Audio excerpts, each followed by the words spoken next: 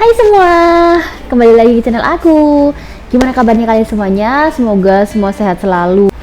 Oke, sebelum aku mulai, jangan lupa buat subscribe channel aku, share, like, dan komen supaya channel aku makin berkembang. Kita langsung mulai saja.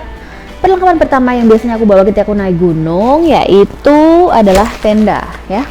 Nah, buat tenda, kalau bisa kalian pilih yang double layer. Boleh aja sih sebenarnya kalian buat tenda yang single layer, cuma kita antisipasi aja ya kalau lagi musim hujan. Pilih yang bahannya ringan biar nggak terlalu berat ketika kalian bawa ketika pendakian. Nah, barang kedua yang biasanya aku bawa yaitu carriel atau tas gunung. Kebetulan sudah beberapa pendakian terakhir aku sudah bawa osprey yang Cirrus kapasitas 36 liter ini. Ini cukup kuat dan dia udah cukup besar sih menurutku untuk bisa masuk tenda, terus kayak kitchen set, terus juga baju dan sebagainya udah masuk semua ke sini, meskipun enggak yang besar-besar banget juga gitu. Saranku sih kalian pilih ransel atau tas atau carriel yang sesuai dengan lamanya kalian akan mendaki gunung. Biasanya kan rata-rata kita mendaki gunung cuma 2-3 hari ya, nggak terlalu lama. Kalian cukup bawa tas-tas segini aja gitu. Bahkan untuk penggiat ultralight hiking, mereka cukup bawa tas yang agak kecil sih, ukuran berapa ya, mungkin sekitar 30-40 liter. Cerita sedikit ya, jadi dulu tuh aku pakainya Duter yang kapasitas 45+10. Itu sebenarnya juga enak banget untuk aku bawa, cuma bawaanku sekarang tuh udah nggak sebanyak dulu, jadinya ada beberapa barang yang udah aku ganti gitu ke barang yang lebih ringkes. Makanya aku sekarang cukup pakai ini aja. Ini udah cukup dan dia ringan. Kelebihannya dia ringan, terus back sistemnya juga oke, nggak kalah dari Duter. Cuma memang kalau dibandingkan dengan Duter itu back sistemnya Duter itu lebih tebel ya daerah sininya, jadinya di punggung tuh enak banget. Terus juga untuk ini ya, apa sih namanya, hip belt dan chest belt namanya itu pastikan yang nyaman juga. Kalau punyanya Duter, ininya tuh lebih besar gitu, lebih tebel, lebih besar, dan pastinya lebih berat gitu. Kalau punyanya Osprey kebanyakan aja seperti ini modelnya, cuma so far masih nyaman, masih masuk ya, dan dia bisa di adjust untuk back systemnya. Ini bisa kalian customin sendiri ke ukuran punggung atau torsonya. Nah, ini dia bisa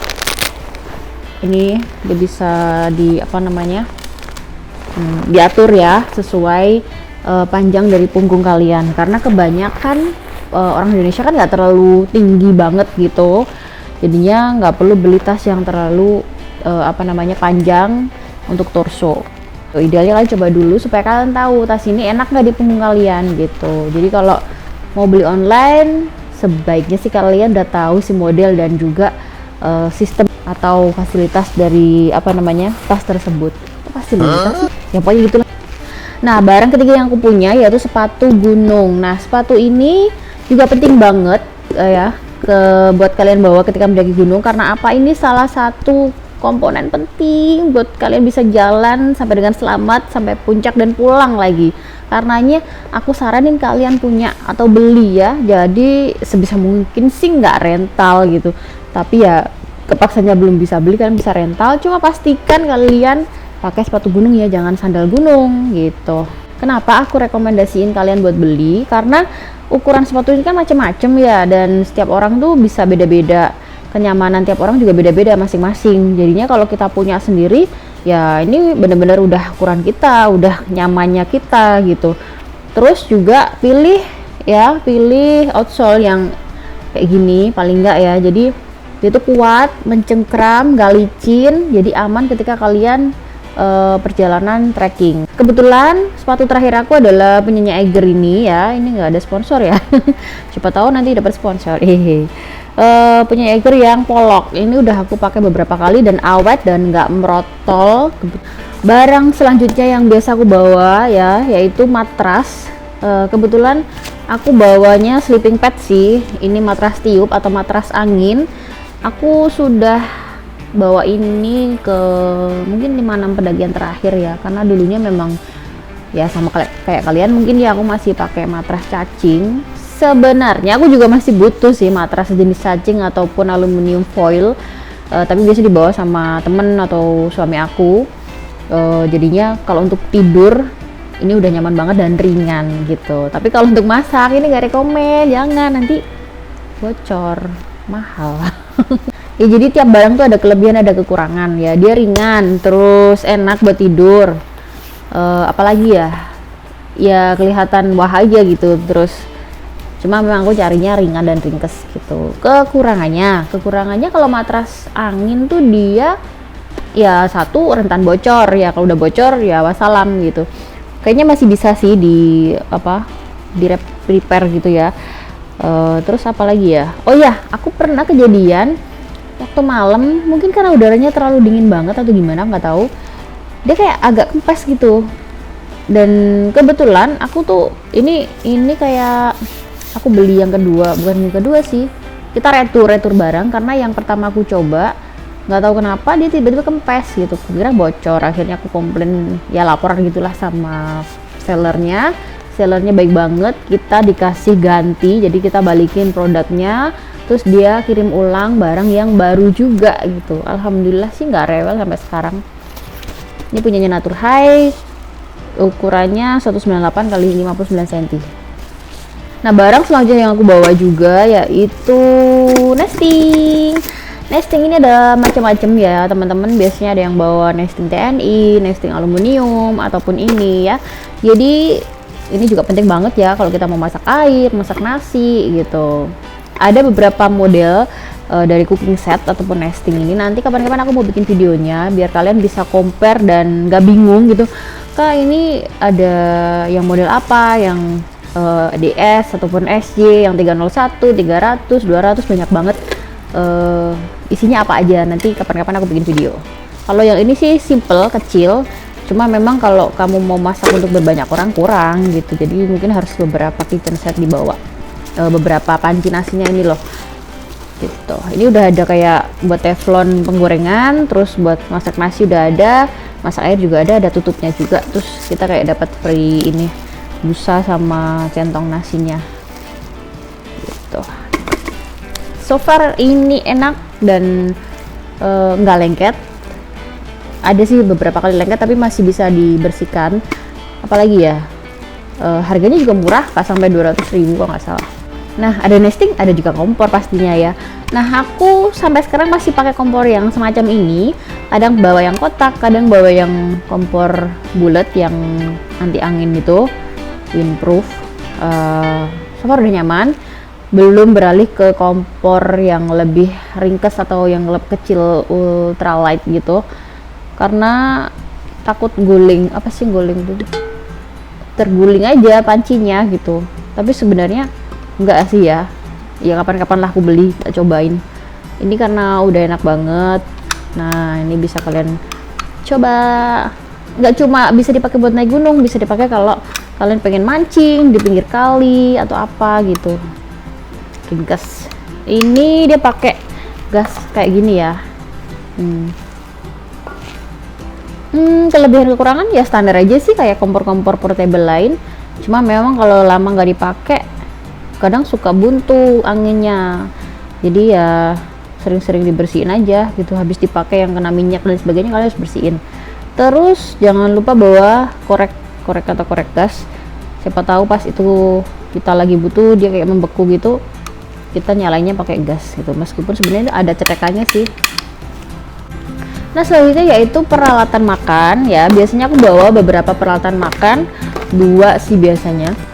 Dan kalau berangkat ya biasa aku masukkan beberapa logistik ke tempat nasi ataupun kotak-kotak makanan ini biar ringkes gitu.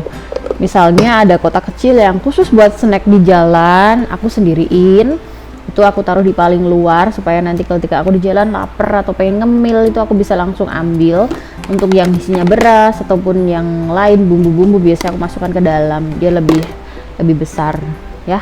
Jadi usahakan kalian bawa kotak makan atau kotak apa ya namanya, yang bisa dipakai ulang, jangan plastik sekali pakai buang, nanti malah jadi produksi sampah di gunung. Oh ya, selanjutnya ini ada thermal BV. Aduh, ini hidung gatel banget. Thermal BV ini biasanya aku pakai kalau keadaan darurat, tapi setelah aku konsul-konsul sama temanku yang dia anak UL gitu, ini bisa dipakai menggantikan SB, tapi kamu harus layering gitu. Atau ini juga bisa dikombinasikan dengan sleeping bag, jadinya lebih anget. Harganya nggak sampai 200.000 kok nggak salah ya, 150 atau 160-an, aku lupa, antara itulah pokoknya. Ini punyanya Great Odo. Nah selanjutnya yang biasa aku bawa yaitu trekking pole. Trekking pole ini sebenarnya penting nggak penting sih, tapi buat aku penting. Karena apa? Ya ini ngebantu banget ketika aku nanjak gitu ya, ada di tanjakan ataupun ketika aku turun dia bisa dipanjangin. Ini ngebantu banget supaya kita nggak kecapean, nggak cedera. Apalagi kalau treknya berpasir. Selanjutnya yaitu yang nggak kalah penting yaitu P3K ya. P3K ini aku selalu bawa, nggak pernah lupa karena memang ya penting gitu, penting banget karena isinya ya obat-obatan, obat merah ataupun betadine, perban, gunting kecil, apalagi ya kayak balsem kayak gitu-gitu, terus kayak hand supply atau plester, dan juga ada emergency blanket biasanya aku bawa juga. Lumayan ngebantu banget lah pokoknya bawa P3K, meskipun harapannya sih nggak kita pakai ya. Ini bisa kita apa ya, misalnya ada orang lain yang sakit atau apa, kita bisa bantu dia dengan P3K yang kita bawa gitu. Isinya apa Kak biasanya? Isinya obat-obatan dasar sih ya, kalau tiap orang itu kan punya riwayat sakit masing-masing. Kalau aku biasanya yang aku bawa itu Pamol, karena dia selain untuk penurun panas dia juga bisa mengurangi nyeri gitu. Jadi misal ya kayak aku dulu ada temen yang dia jatuh gitu kan, nyeri itu kan, bekasnya tuh nyeri. Nah itu bisa kita beri dia paracetamol untuk mengurangi rasa nyerinya sampai kita bisa bawa dia turun ke base camp gitu. Jadi kayak P3K ya, memang P3K sih. Apalagi ya, terus kayak balsem ya kalau pegel-pegel, karena ketika kamu pulang dari pendakian kakimu udah beda rasanya dengan pas ketika kamu berangkat, ya enggak? Iya dong gitu. Aduh kaki tuh kayak mati rasa gitu, itu jalan tuh timi gitu, setapak demi setapak gitu. Habisnya aku kasih lah balsem biar nggak terlalu sengsara gitu. Nah jangan lupa selanjutnya yaitu baju ganti ya. Jadi baju ganti aku biasanya aku packing di plastik seperti ini ya, meskipun ketika kita packing keril kita sudah packing basah ataupun sudah dilapisi plastik ya di dalamnya, aku tetap packing baju seperti ini ya, karena pengalaman nggak aku packing kayak gini dia tuh basahnya tuh bukan basah yang kena air, tapi kayak basah kena embun gitu, tau nggak sih? Jadinya kita mau pakai kedinginan gitu. Jadi amannya sih di plastik kayak gini ya. Terus usahakan sih ini dipakai berulang kali sampai bener-bener jelek, karena ini plastik gitu, eman-eman kalau kita bikin sampah. Untuk berapa banyak baju yang perlu kamu bawa, kamu sesuaiin aja gitu. Jadi nggak perlu terlalu banyak ya. Jadi baju yang menempel yang kita bawa ketika berangkat, terus baju ganti ketika mau tidur, terus baju ketika mungkin mau summit sampai pulang. Udah itu aja kalau memang cuma 1 hari 1 malam ya. Kalaupun mau berhari-hari pun kan kalian juga bisa istilahnya mencuci dan menjemur ya, meskipun nggak bersih-bersih banget, tapi ya begitulah anak gunung. Selanjutnya yaitu logistik ataupun air dan lain sebagainya. Nah biasanya aku bawa wadah-wadah kayak gini yang bisa dipakai berulang-ulang. Sekali lagi usahakan enggak memproduksi sampah ya. Jadi slogannya tuh udah bukan bawa turun sampahmu, tapi jangan produksi sampah ya, sebisa mungkin gitu. Jadi kalau kayak gini kan kita masih bisa antisipasi gitu, kita bisa bawa dari base camp, airnya bisa diisi. Nah nanti kalian biar turun tuh ya udah ini kondisi kosong gitu, nggak apa-apa. Berat nggak apa-apa, nggak terlalu berat juga kok, sama aja. Aku sudah beberapa kali coba dan fine aja. Terus teman-teman kundaki juga biasanya aku kasih tahu sih jangan bawa botol sekali pakai, mereka manut-manut aja kok, dan bisa-bisa aja gitu. Kalau belum dicoba sih kelihatannya berat, tapi kalau udah dicoba insya Allah bisa. Nah selanjutnya untuk tambahan biasanya aku bawa fly sheet ya. Kalau yang ini ukurannya 3x3 meter. Fungsinya apa sih? Fungsinya ini bisa jadi pelapis ya, pelapis kedua daripada layer tenda kita, ataupun bisa dipakai ketika perjalanan terus hujan, kita bisa bikin bivak sementara buat teras dari tenda, misalnya kita nggak ada teras tendanya gitu, bisa buat masak dan sebagainya. Dan kalau hujan besar, kalau tenda kalian dilapisi dengan plyseat itu akan lebih aman dan nggak gampang bocor, lebih anget juga gitu. Nah, yang nggak ada di sini itu apa ya? Oh ya, ini masih ada. Jadi ini biasanya aku bawa kayak kaos kaki, terus sarung tangan, ada headlamp juga ya, headlamp. Ini headlamp murah aja kok, nggak yang mahal-mahal. Yang penting berfungsi dan cukup terang ya. Tapi pastikan kalian udah coba gitu, jangan sampai belum dicoba udah dibawa, dan pastikan dayanya masih full gitu. Biasanya sih kalau headlamp gini nyala terus berapa jam ya? Kalau ini nggak lama sih karena baterainya kecil. Kalau yang dayanya besar tuh mungkin bisa beberapa jam ketika kalian mau trekking malam, pas turun ataupun naik gitu, sangat berguna gitu. Biasanya juga aku tuh bawa cadangan, jadi ada senter, ada headlamp. Bisa aku packing kayak gini, aku biasanya pakai di kantong-kantong bekas. Nah, ini bekas dari sendal gunung yang aku beli, bisa aku manfaatin sebagai kantong yang bisa dipakai berulang kali. Ini tambahan, jangan lupa bawa sekop ya. Jadi sekop ini dipakai buat apa sih? Ini dipakai buat gali-gali gitu, gali-gali kalau kalian mau buang hajat ya.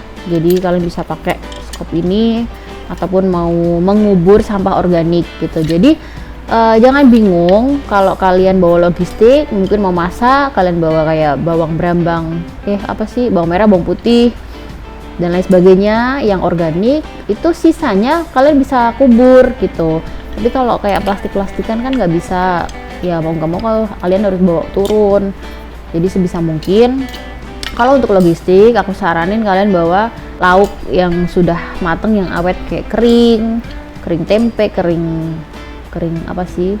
kentang, pokoknya yang kering itu bisa awet dipakai sampai besok gitu. Misalnya mau masak pun ya kalian hitung-hitung supaya nggak terlalu banyak dan kebuang gitu.